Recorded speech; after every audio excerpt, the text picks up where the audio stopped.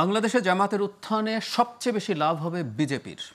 এর আগে যেটা হয়েছে, শেখ হাসিনা যেহেতু তার অনেক কিছু সার্ভ করছিলেন, তাই শেখ হাসিনাকে ক্ষমতায় রেখেছেন তারা। কিন্তু যতক্ষণই বাংলাদেশে, খেয়াল করবে, শেখ হাসিনার সময়ও জঙ্গি উত্থান হচ্ছে, জঙ্গি নাটক। এমনকি একজন আইজিপি জনাব শহীদুল হকের একটা বইতে তিনি দাবি করছেন শেখ হাসিনা তাকে বলছেন, তুমি আমার বাড়ির এত কাছে নাটকটা না করলেও পারতা, উনি লিখেছেন। কিন্তু এই যে জঙ্গির উত্থান আছে নানাভাবে, এটা কিন্তু শেখ হাসিনাও দেখিয়েছেন।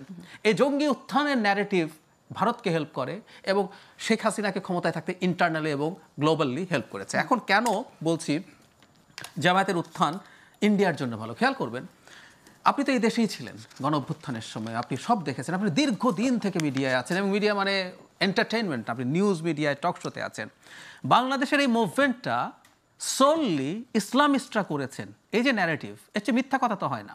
কিন্তু ভারত ক্রমাগত এই চেষ্টা করে গেছে। প্রশ্ন হচ্ছে কেন করেছে তাহলে? আমি বাংলাদেশে যেসব হাই কমিশনার কাজ করতেন, আমি অন্তত ভিনা সিকরিকে কয়েক লক্ষবার কোট আনকোট বলতে শুনেছি যে এগুলো সব ইসলামিস্টরা করেছে, মানে ইসলামী ফান্ডামেন্টালিস্টরা করেছে, হিজবুত তাহরির, আমাদের মাহফুজ আলম ইত্যাদি ইত্যাদি। কারণ হচ্ছে বাংলাদেশের একটা জিনিস মাথাচাড়া যদি দেয়, গ্লোবালি বাংলাদেশের সরকারকে চাপে ফেলা যাবে, এটা এক। দুই হচ্ছে তার ডোমেস্টিক পলিটিক্সের সুবিধা আছে।